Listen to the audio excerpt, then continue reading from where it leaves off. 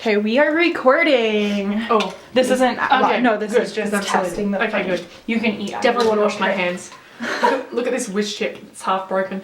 Oh, yummy. So this is a new series that I'm starting where we just sit down and eat chips. And specifically, ghost pepper chips. Mm-hmm. Which they call. What do they call them? We would call these ghost capsicums. For sure. Follow me for more tips. Yeah. So hello everyone, welcome back to another episode with Anika Rose. This is my friend Tegan, and she's here with us today to talk about her experience moving from Australia to Canada, some of the words that Canadians did not understand, and I'm going to try to say some Aussie slang words that I found on the internet. I've never been to Australia, and she's going to laugh at me. React, I guess. Yeah, I'll see whether it lines up or not, basically. Exactly. You don't really have a plan about how long this is going to run, but let's get into it then, hey? Well, when I first moved to Australia, it was definitely interesting. I remembered way more words, so it's going to be... I've been here in Canada for 2 years now, so it's going to be really interesting for you to, tell me some words that you've researched and see whether it lines up with what I actually have experienced being, from Australia, and whether I remember, because I've been here for just over 2 years now. So, and you haven't been back to Australia in those 2 years, right? Yeah, so that'll be interesting too. So I'm really excited to see what memories come up with the words that you're going to share with me today. Yes. So, okay, before I say any words, are there any words that you want me to say? Or any words that are essential words? Like what we say, like, every day. Like, well, actually, one of the most common phrases in Australia when you're introducing yourself to someone, like walking by someone, or just saying like a general hello, you'll say, "How you going?" When I first came over to Canada, I was working at a hotel, like 4.5 star resort, and I had to stop saying that phrase. I had to start saying, "How are you going?" And it was really hard because it was just natural for me to go, "How you going?" Like, "How you going?" Like, really quick. And that's like pretty much ingrained in the language in Australia. That's one of the most common phrases. So if you were working at a resort in Australia that was like the Fairmont in Jasper, would you be allowed to say that, or was it more like, is it still more colloquial? I would say that it wouldn't be an issue because it's such a part of our culture. It's not seen as like informal or slang like it is here as much. Yeah. But it was interesting, and like it's not a huge deal. Like I still say it sometimes, but it was one thing I had to be really aware of when I first moved here.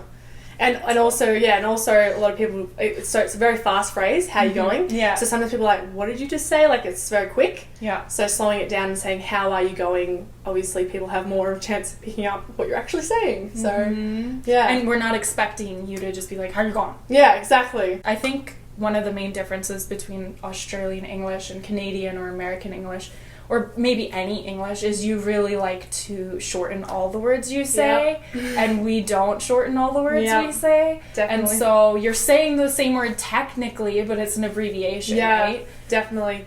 I remember when I first moved to Canada, I was living on the coast in a city called Squamish, and they have a lot of mosquitoes there, and I remember just thinking, wow, these mozzies are insane, and we say mozzies. So I remember trying to have a conversation with some of my fellow Canadian friends that I made, and I was like, wow, your mozzies are huge, and they're like, what are you saying? And I'm like, that's a mosquito. So that's a common, like an example of shortening that we do with a lot of words. Even another one is sunglasses. We say sunnies. Oh. We don't say sunglasses. I got laughed at when I was on the phone to one of my friends and I said sunglasses, and they were like, what? Like, you said sunglasses? And I was like, I'm a changed person now. But we shorten a lot of our words. Definitely. Isn't it awful, like, bridging the two different...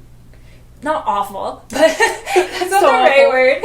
But, like, I found even with, like, Canadian and American English, the little differences, and people will be like, what are you saying? Yeah, I know. And they'll get so triggered by whatever thing you say, and you're like, it's English! Yeah.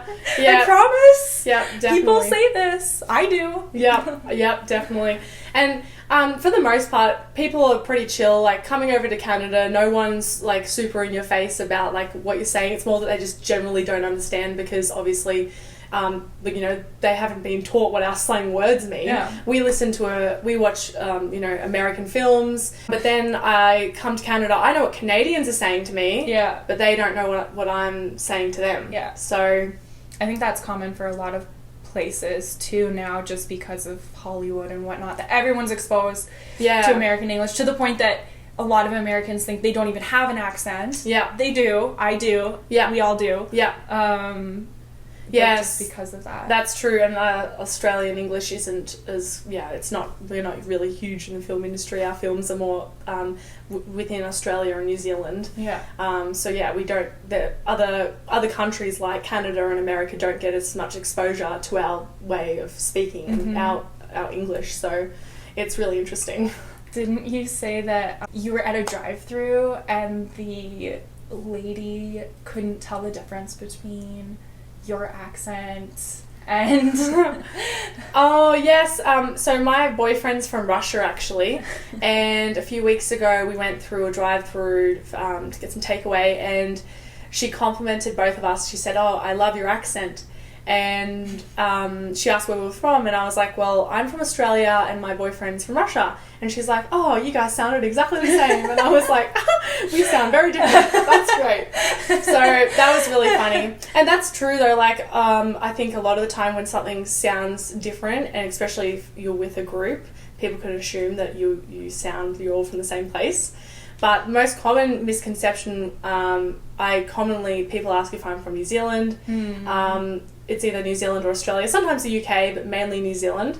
And I think that the accents are completely different, but obviously there are a lot of similarities, and it does sound similar, especially to someone who hasn't heard either of the accents. It's so easy to mix it up. Yeah. Just like I remember meeting a guy when I was living in Melbourne in a shop when I was doing some shopping. He was from Canada, and I asked him where he was from, and he was like, "Oh, guess." For some reason I guessed Canada. I don't know why. Probably because I was planning on coming here. And he's like, "Whoa, like everyone always says I'm American." And I was like, "Oh, well, that was just luck for me, I guess." But to the untrained eye, again, Canadians and Americans can sound very similar as well. So we were talking about that. This is a good segue. Yeah. Because the wine that... Oh, yes. Cheers. Cheers, girl. Cheers. Hold on. Wine break. This wine that we are drinking is from New Zealand. And I was like, I should have brought an Australian bottle of wine next time. And then I'm like, I'm not gonna say in this video, oh, New Zealand, Australia, like almost the same thing. Actually, I'm gonna link a YouTube video that was talking about Canada and comparing like the Canadian situation to the New Zealand situation with Australia. Tegan might not like this video because they kind of hate on Australia and the US, but it's pretty funny. Anyway. It's true. It's true. That's a tangent. But, okay, so I have a list of words that I just put on my phone. Hopefully the speaker doesn't go flying when I pick my phone up. But I'll just say the words, and you and Australians, will laugh at me. Yeah, sounds good. Sounds good. Okay. I'm trying to think quickly. Oh yes, the one word we was talking about before this video started is capsicum. That's kind of the biggest, the one that I get the most head nods about when I say capsicum. I don't say it anymore because I've been here 2 years and people don't know what it means, but we actually call bell peppers capsicums in Australia. So that one's definitely a head turner because it's such a different word. I didn't know what capsicum meant until I had an Australian friend, and she texted me when I lived in Germany and said, "Oh, I have a capsicum," and I was like, "You're like, what is that? What language do you speak?" Yeah. Is that German? That one makes me laugh the most because honestly, when I came here and I heard that you guys call capsicums bell peppers, I thought it was the funniest thing because I was like, why do you call it a pepper? It's not a chili. I'm like, it's a capsicum. Like, and it was just really funny. And the same, you know, vice versa. It's like, why do we call them capsicums? But maybe I'll do a video about the origins of the word capsicum. Yeah, later. I'd actually be really interested. I actually don't know at all what I'm talking. I don't know either. So, but what I did look up some articles about like why does some, at least, Aussie slang, like where did it come from? And it was by the BBC, and the BBC was saying a lot of words come from the beach culture in Australia, and we don't necessarily have that in other English-speaking countries. Yeah. Such a strong culture around that, and so a lot of the words in the article were talking about these specific things that I would have no idea what they were, but they definitely came about because everyone's on the beach, everyone's surfing, everyone's just hanging on the beach. I see. That's really interesting. Yeah. Yeah, I can see that certain groups of people can definitely have a huge impact on what words get integrated into a language. Like even, I was actually in the Australian Army for 3 years, and the language within the Australian Army is, again, completely different to the army, to the English that's spoken in like civilian English. Oh, for sure. So like it's the same thing. Again, it's like very specific groups of people. Like, yeah, the beach junkies or the people surfing all day can definitely have an impact on the language for sure. And I mean, you know, beach culture is huge back home, so yeah. Makes sense. Not as big here in Alberta. Yeah, I haven't seen the ocean in a while. Okay, so well, some of these words I've heard and I know, but I guess the first word on my list is bogan. Bogan. Okay, so I actually really like this word. Yes, so that is definitely like that's a great word. I love the word bogan too. We should have this word in Canada. Yeah, honestly. We should have this word in Canada. So the easiest way to explain the word bogan, I am from the country. I grew up on a farm. Nearest town to me was about 400 people, and we class bogans. We would say, oh, they're pretty bogan. It's kind of like similar to, I guess you could say, like hillbilly or redneck in a way. Or a hick, or I think. Yeah. It's more Canadian. Like, So it's more just like, someone who's just like they've probably got a mullet. They probably smoke. They probably swear a lot. They probably have like real loose demeanor. Like, they just don't really care about how they present to other people. That's kind of the easiest way to explain bogan. Honestly, great word. I used to use that a lot back home. I like that word. And apparently redneck, redneck comes from the fact that they're like redneck people are working and their necks are red. So it would be really interesting to see what the etymology of bogan is. Where does that come from? Definitely. Yeah, I went to we call them this BNS. It's called a BNS in Australia. What is it? Brides and Spitzer or something. It's basically a bachelor. It's like a party for people in the country. And it used to be for singles to get together. Like, that was the whole point of these BNS balls, they call them. Yeah. And I had never been to one, and I actually went to one a couple of years ago, and it was an experience, to say the least. And I would have definitely been talking a lot about how many bogans were there, for sure, because it was just a lot of country folk, people from the country, just like not even wearing shoes, just like have their hats that they don't wash on their heads and just like hanging out. You know what I mean? Like, that's kind of the vibe. So, it's a good time. It's a good time.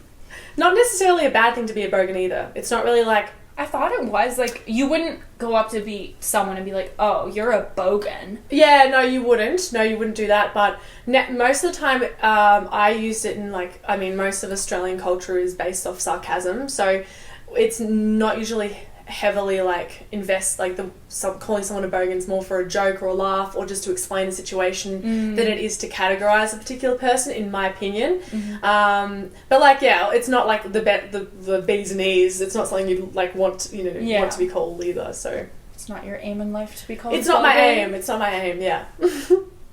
Okay. Hopefully spell check didn't change this. Okay. I wrote Causies Causies. for swimmers. There's a lot of different terms for swimmers in Australia. We call them togs. Togs is one.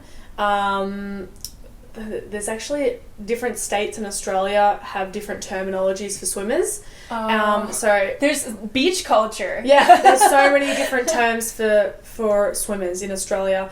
I would call them togs in Victoria. Okay. But I know, again, I haven't been home for a while, but there's a bit of the states verse each other with certain words, and that would be a category which would be really interesting to go further into because I'm trying to think. Well, actually, you know how you can put on t-shirts, you know, swimmers that are like t-shirts. They're just like made of the swimming material, but they're a t-shirt. Yeah. So they're actually worn a lot in Australia because our UV index, like the UV rays, and like people wear rashies. We call them rashies. So that was where I was getting at. We call them rashies, and people usually wear these t-shirt swimmers to protect their skin from the sun.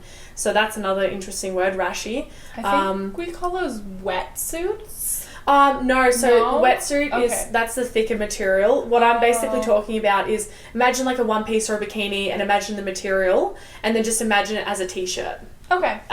That's a rashi. Okay. We'd just call a wetsuit. I'd have to think about it more, but there is more words. Togs, swimmers. Some people do call them swimmers, I think, and I would know what you meant if you said I'm going to grab my swimmers.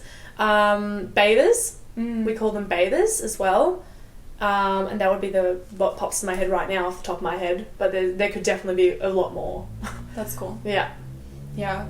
Because I think also up north in the Inuit communities and some of the indigenous communities up north, they have many words for snow because it's such a part of their life. Yeah. And so I think it's very telling and differentiating different types of snow. So I think it's very telling when a place has a bunch of different names for a different word about how important swimmers are to your culture. That's actually really funny. The snow just brought a side subject. The other day I was actually somewhere and there was facts on the wall, and the UK is the country that has the most different terminologies for snow.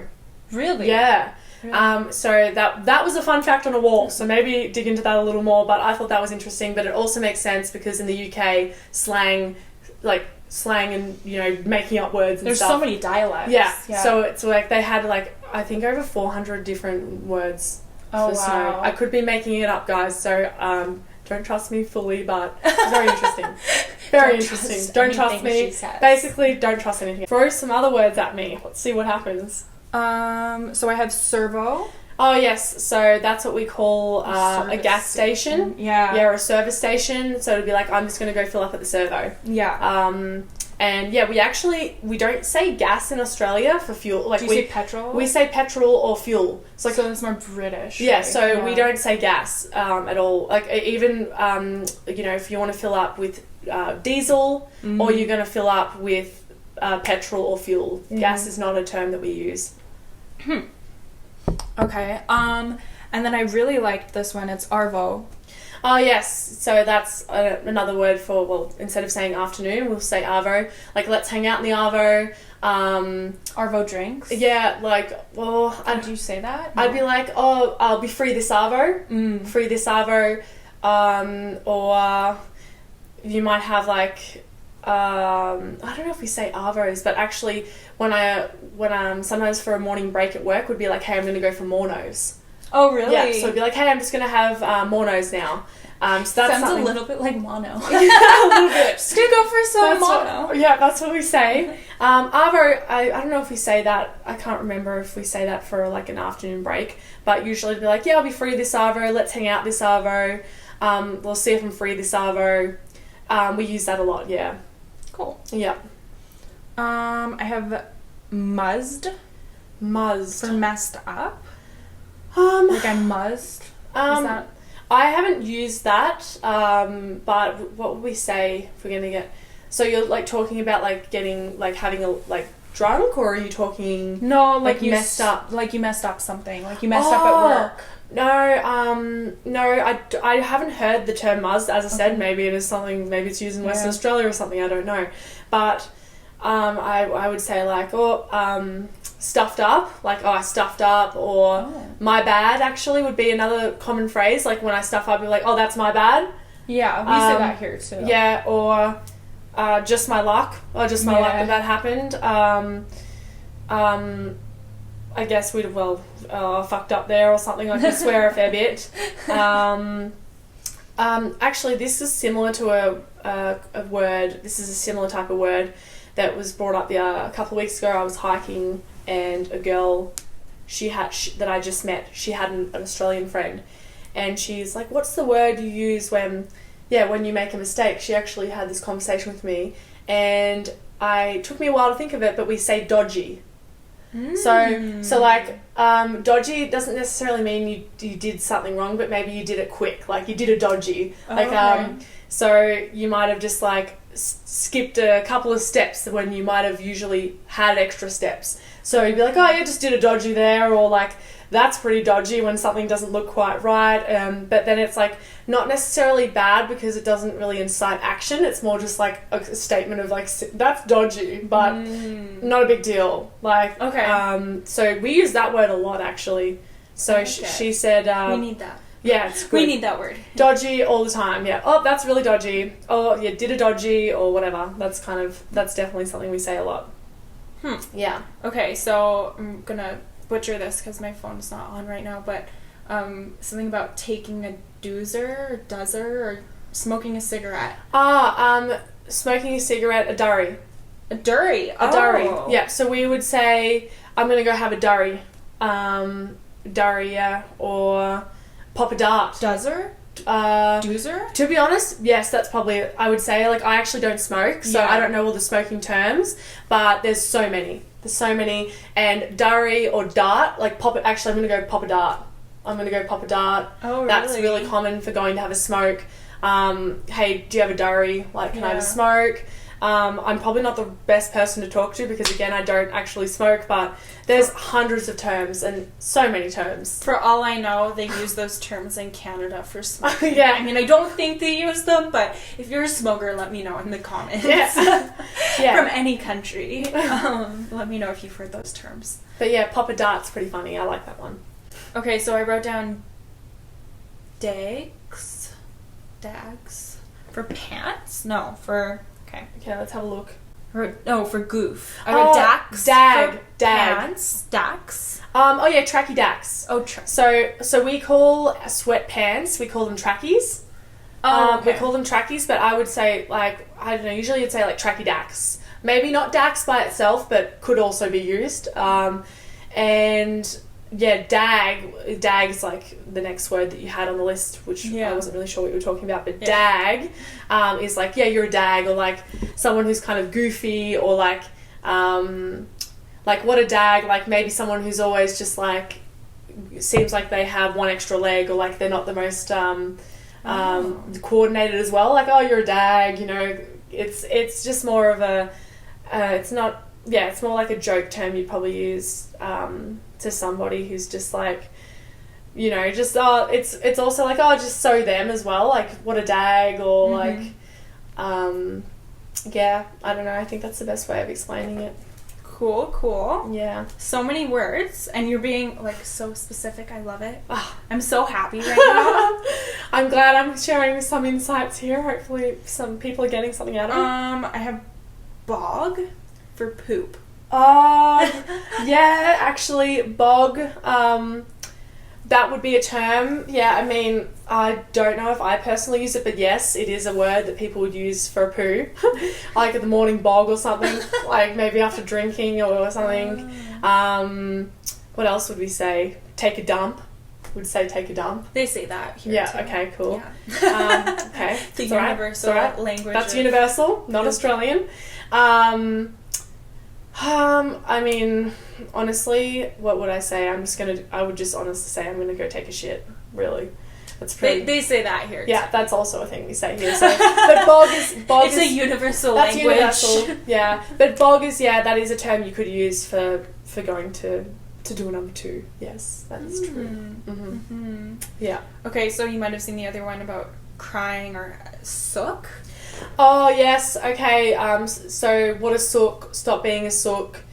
Basically, someone who's kind of like chucking a tantrum, you could say, or like, this tends to be used like when someone's kind of like exploiting, like it's being like they kind of put it like a kid putting on a little bit of a show. Crying. Fake crying is generally what I relate it to. It could also be a joke, like when you're joking with friends and then someone pretends, like someone gets offended, they're like, oh, don't be a sook about it, or like, stop being a sook, or like things like that. It's more just like, not really, I wouldn't say it's in a general, like obviously in a serious situation where someone actually needs support. I would say it's more, when someone might be potentially getting more worked up about something than they need to. Okay. That's what I would say for sook. Okay. But I would usually joke around with friends and maybe call them a sook or something, and they'd probably do the same for me.